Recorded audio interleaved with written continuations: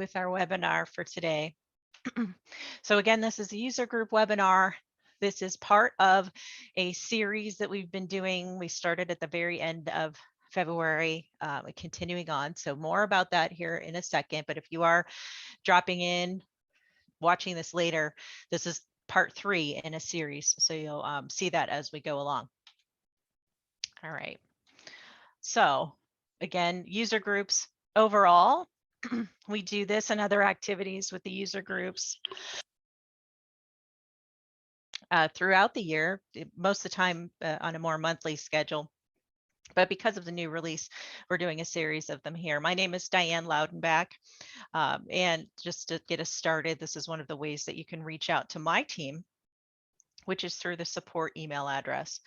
We do this series to introduce you to topics that are about our products directly or indirectly related to them through other areas like Office, SharePoint, and so forth. So there are all kinds of topics that are here. If you have topics that you want to suggest, feel free to do that. If you want to be a guest speaker, if that fits into some of your certifications or CEUs, like let me know. There's always opportunities for that as well. And just a bit of housekeeping. As per usual, we will be recording today. There is an opportunity to ask questions. If you have them, I'll have you usually to get the Zoom tools. If they're not displaying for you, you might want to scroll up or down on your screen to get them back. The button that you'd be looking for would be the Q&A button. So that's a little pane that allows you to type in. That's the place that we're probably going to be focusing. And I will likely hold those until the end. So if you have them, you can feel free to enter them at any time and we can come back. If we miss you today, or if you have something that comes up later, always contact us just like you see here. And with that, we'll go ahead and talk a little bit about why this particular series. This particular series is around our 2022 upgrade. So very exciting to be able to bring you changes and updates to our product set. And just a moment on this process for that. We will be reaching out. So if you haven't heard from us yet, no problem.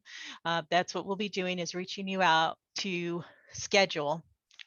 Besides scheduling, the only other thing that's really needed is to transfer your Expedience tool files, right? So your portfolio file, style palette file, and so forth, whatever tools that you have that need to be updated, we'll need to transfer those, right? So there'll be a location that needs to be the place where you can post the files, we can access them, and then send them back to you.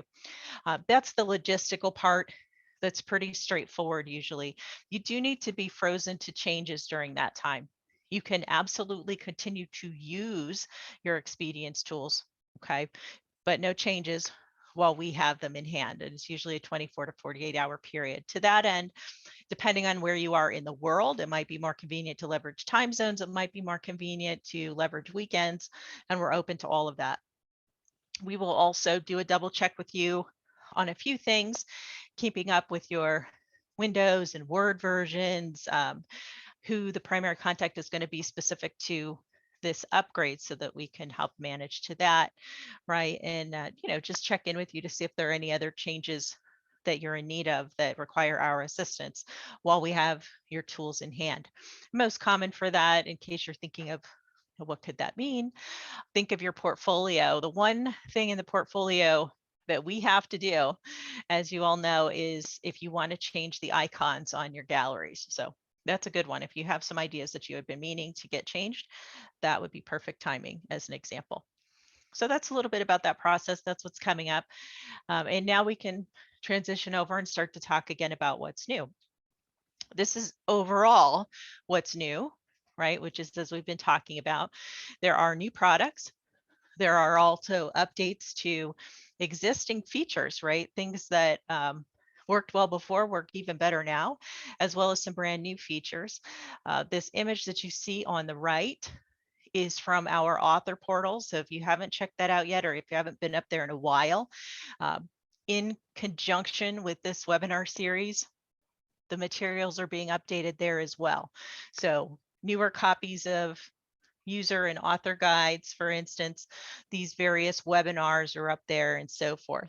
Now we haven't taken down the previous release information yet. So you are going to see an area, I'll point to it here, called 2020 release information. So if you still need access to the guides now for the version that you have pre-upgrade, we haven't taken those away. There'll be a point in time where we'll archive them. You could always get them from us, but for now, both things are there. I tried to be really clear about marking them so that you know which is part of the new 2022 and which is the previous version. Now, for today, as I mentioned at the top of the call, we're on the third in the series. So we did our overall introduction. We did all about email last week. Now we're here at security and more, which is the topic for today. And then next week, we'll wrap it up with a little bit more about the style palette and assembler.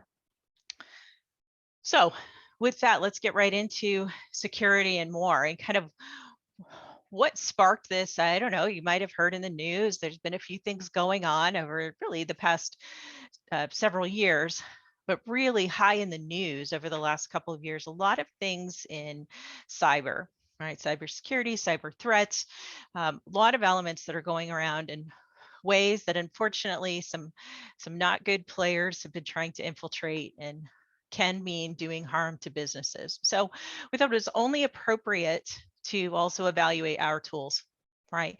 Make sure that we're doing as much as we possibly can related to security. So the reason this is security and more is that that's what started it. A very deep dive in the last 18 24 months into security and where we could do better, and out of that a lot of other things came about that are not necessarily hard security elements, but made sense to kind of group together. So that's why it's security and more. Let's first focus on the security piece. Here's what we found. For the most part, our tools continue to check out. We are very good in the security space because of the way our tools are constructed and the way that they're deployed. So this was good news. Like, we continue to find out through work with our customers in particular why our solution is appropriate for them in terms of maintaining security. Why is that? Because of your content, you are always in control of it. You're selecting it. It's up to you to determine what you push. It's not dictated by us. We don't require any particular sets of information that you have to put up there or maintain.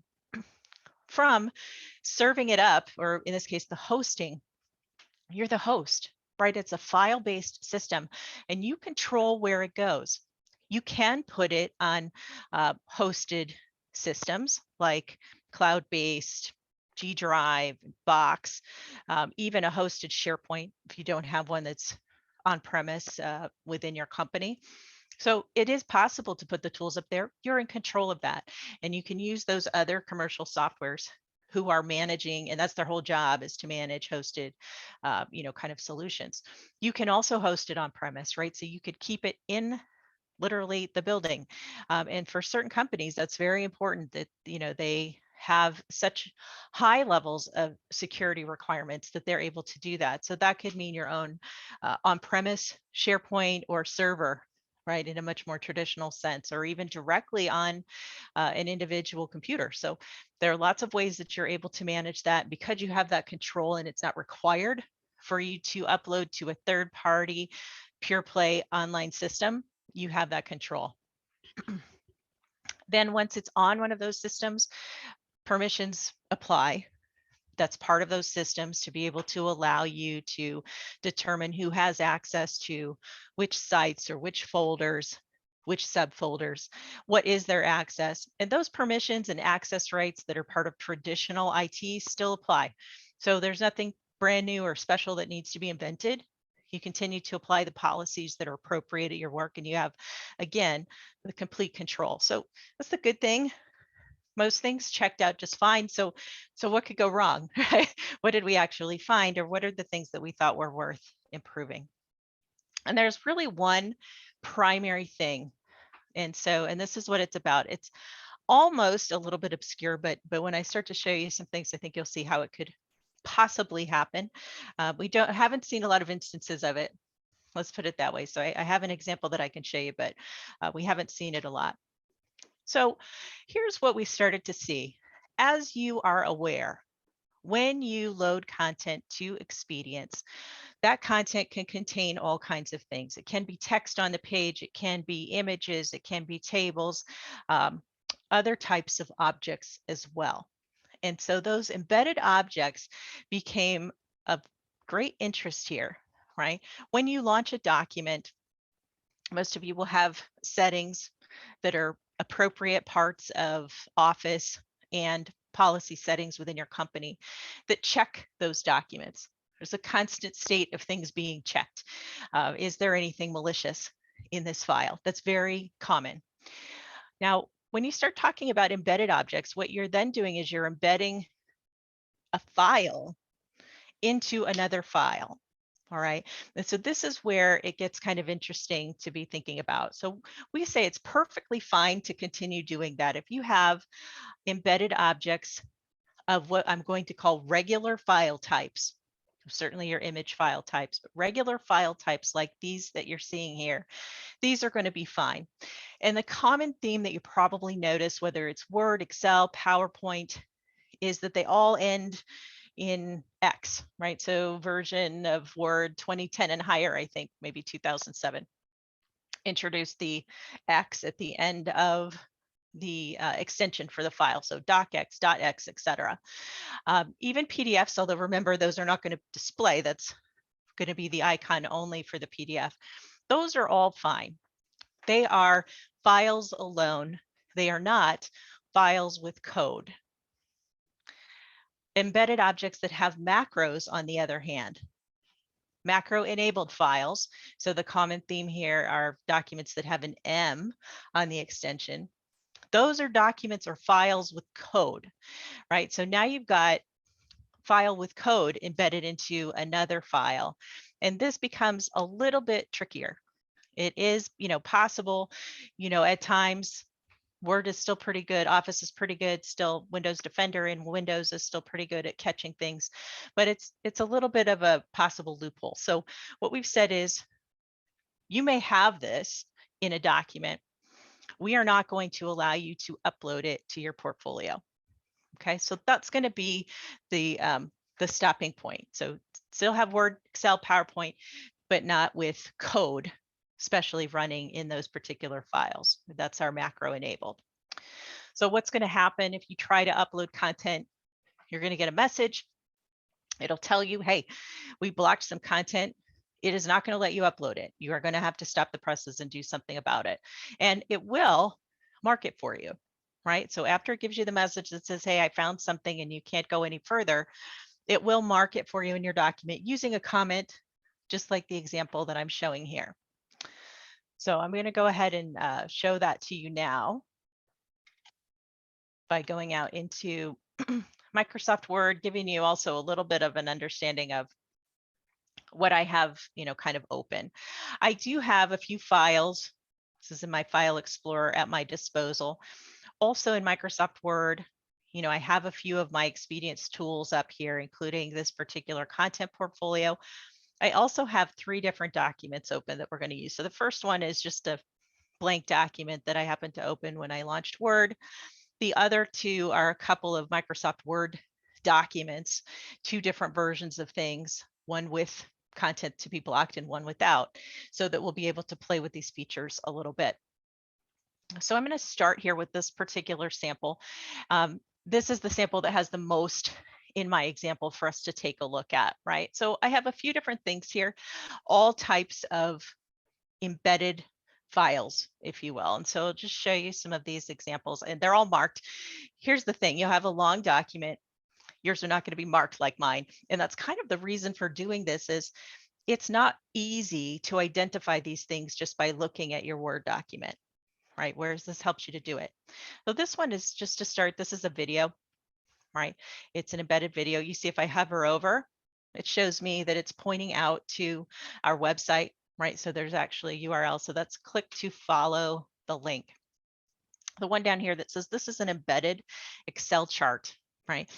Looks like it's just the display of the Excel chart. If I'm just going to click on it, you sort of see that strange underline and outline there. That's the kind of thing that you see when it's actually Excel, So if I were to double click this, Excel's going to launch and take me to it. And the notion there, by the way, if you have embedded Excel or embedded PowerPoint, for instance, is usually to have the display, but then also be able to go out to that application if you need to make edits. That's a very powerful tool. I think that it's worth considering whether you really want to send it to prospects like that, right? So you may want to convert it just to the image beforehand, but that's an example of what people do sometimes do.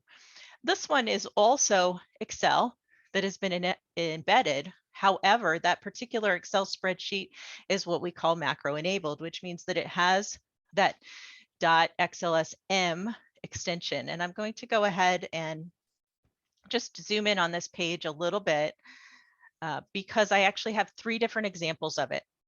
The first example that I have is this one sitting here, which says this is an embedded macro enabled spreadsheet and will be blocked. That's the display version. And I have 2 others down here that are actually the embedded file without the display. One of them is a linked file, meaning it's not the whole file, it's just a pointer to where the actual file goes, and the other is the whole file. All of them are not allowed. Okay, there's no difference whether it's linked or not. If you're trying to allow a document to access another file and that file is going to be running code, we're going to block that and say, please don't add that to your portfolio, because that's then something inside a file that is not as easily controlled. So basically what we're going to do is this. Let's see, and I'm just going to try to move my controls around a little bit there. Perfect. Basically what we're going to try to do is this. I'm going to go over to my portfolio and we'll just do a traditional method where I'm going to try selecting some content. I'll include all of that just to give us a start and just try to add it. So this is a spreadsheet of information, might have some financial information eventually. So I'm going to choose to put it up there. You know, the traditional authoring tools of add selection or edit gallery, both of those are going to be considered possibly making a change to the portfolio for the content. And so that's an area where this block would kick in. So I'm going to go ahead and say add selection because it's not a piece of content that I have in my portfolio yet. That's going to trigger the problem. So again, this is the message: blocked content found. Refer to the document comments for details. Right. And so depending on the view that you have for your comments, I have a couple different things here. You can see kind of what's going on. I've got my 3 different comments because each of these 3 items, as I mentioned, are all disallowed. They're actually using the same file so that I could show to you in 3 different ways. The first one that's just an embedded object. The second one that's just an embedded object, but not with the display. And the third one that is actually a linked file, but it's the same file. It's still the same one that has the XLSM extension. How did I insert these, by the way? That was a question that I think I had been asked previously. Regular insert object. So the insert tab in Word, going to object from file, right? So I browsed to the location of that particular file, and then it's these 2 options here, link to file and display as icon, that control this, right? So when neither of these is selected, this is the view, right? So it's an embedded file displaying the actual part of the sheet that was active. If it is clicked display as icon, then it's the second option. It's an embedded file, right? Just like this one says, embedded object here, but it's the whole file. If they're both selected, that's my third option here, which is it shows me the icon, but it's actually a link. So it's not even the real file. I think that, by the way, total aside, that's one to especially be mindful of. Because a link, anytime you use a link, even if it's a hyperlink to a website, you always want to make sure those links work for whoever it is that needs to see them. So that's just something, not wrong to use links, just something that you always have to be mindful of. Okay, so that's pretty much how that is going to work. It's just going to stop you from loading any content that's going to be like that. I'm just going to go ahead and delete all those comments.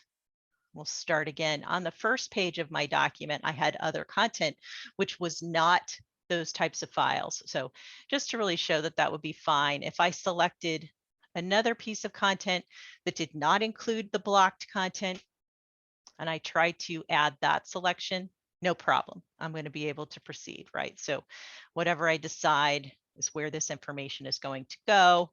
Um, you know,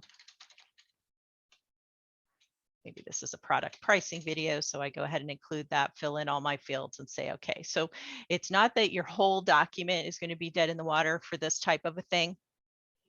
You still can build other elements, but you won't be able to build those particular items. And I think this is really good for us just to be able to have that additional element of security on there and just to know that we're going to be blocked from doing that type of thing.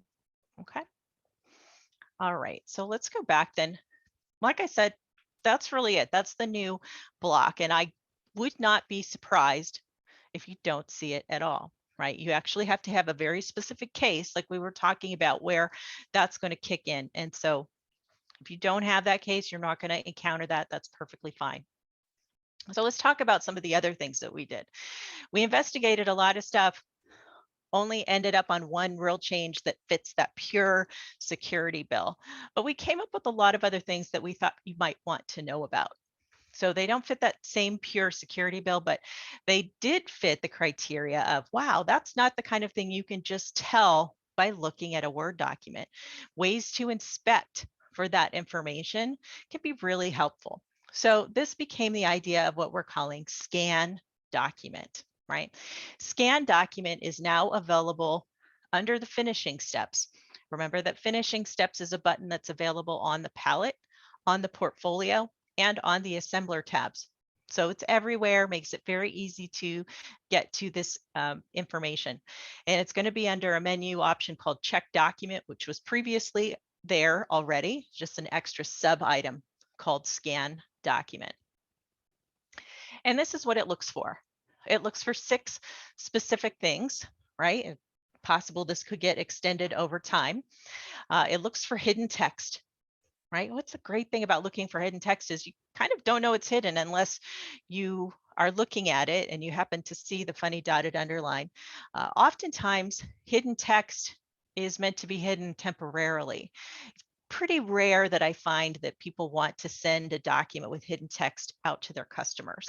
So you wouldn't want to accidentally load hidden text into your portfolio to keep perpetuating that. So that's what this does. Just goes and finds it before you build, right? You can just scan any document before you build. You could also scan a document before you send it. So lots of good reasons to use this feature. External hyperlinks are not bad. We need hyperlinks. You saw the video that I had. It needs to be able to link out to its website. You may have various hyperlinks that you want to point people to things on your website or to other government agencies. A lot of that stuff is posted that way. But because they can be attached to images and other objects, you may not always know they are present. And you may not have intended it, right? Maybe you just wanted the image, you did not want the link. So this just finds those. It's going to help you know that they're actually present. Floating images is a little bit of one of these things is not like the other. So this isn't one that you necessarily are concerned about sending out. A floating image, as we're going to see, is just the way the image is placed and anchored or lack thereof. And it can just be sort of a pain from a formatting perspective. So we went ahead and included it because as authors, as those who maintain our portfolios, it can be nice to get a little help on that. Then going over to the right, linked files. So just like I mentioned to you before, the link that I showed you was not the problem. The fact that it was a macro enabled file was the problem. Links are okay, but again, is that the best course? Do you really want to have a file linked? Then you have to make sure the link never gets broken. Maybe it's perfectly okay. This will just notify you. Then we also have, of course, embedded objects, which again, we've now established are fine as long as they're not macro enabled, but you may want to know that the whole object is present, not just a picture. And then finally, ActiveX and legacy controls. You don't see as much anymore, but you could. Legacy controls, a lot of things for that we used to see a lot on forms, say in Microsoft Word. And then for ActiveX controls, usually this is a little mini app or plugin to a website. So again, not necessarily wrong to be able to point to those pieces, but you may want to know about it. It may not be intended and it may not be obvious just looking at the picture or the object, that's what's going on. Once you run a scan, which is something you opt into, it's not something we force you to do, like the blocked content is going to stop things. But once you opt into a scan, you're going to have two options for anything that comes up. You can run a report, or you can insert comments, similar to what I showed you for the blocked comments. So a report is always going to open a new document, almost always the case for us, right? So you'll get a report. It's going to look similar to this. So it's a separate document, gives you the list of whatever was found, what page it's on, etc. If you needed to share that with somebody or track it separately, this can be a good option. Or probably most commonly would be the comments. And we'll go ahead and do this example now. But basically where after finding those pieces of information, we could have those comments noted for us directly in our document. So let's have a peek at that. To do this, I'm going back over to Word, and I'm going to actually look at our second document. So this second version of that same type of information that I was showing you before just is missing the blocked content, right? I don't have any of the macro enabled content here, just the clean pieces that are going on. And again, scan is optional. So from whichever of these tabs it's going to be available, you're going to come over to your finishing steps option, and then come down to check document, and then over to scan.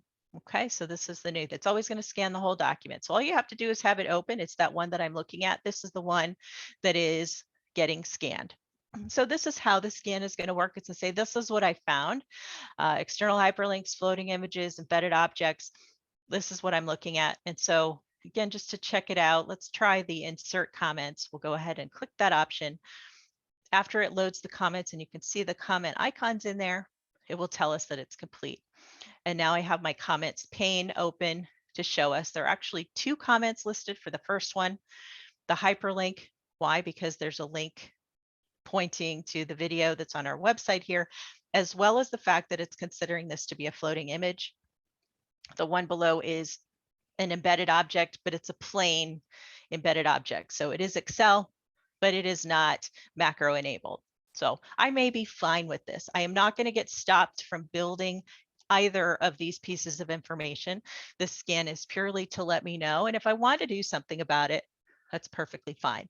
I'm going to take a minute on that floating image idea because it is the one that's a little bit unique compared to the others.